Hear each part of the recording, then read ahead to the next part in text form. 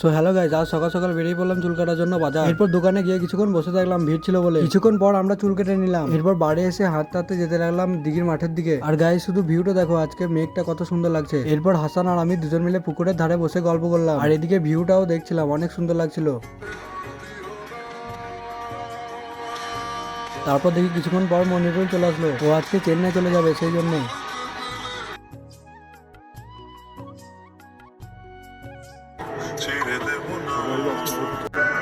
এরপর অনেক গরম লাগছিল বলে আমরা তিনজন তিনটে লাস্টি খেয়ে নিলাম। তারপর এদিকে হাসান ক্যামেরাম্যান হয়ে গেল, আর ওদিকে মনিরুল পোজ দিচ্ছে হিজড়ার মতন, আর আমি এদিকে দাঁড়িয়ে দাঁড়িয়ে ওদের কেলের কীর্তি দেখছিলাম। কিছুক্ষণ পর ওরা সবাই চলে গেল।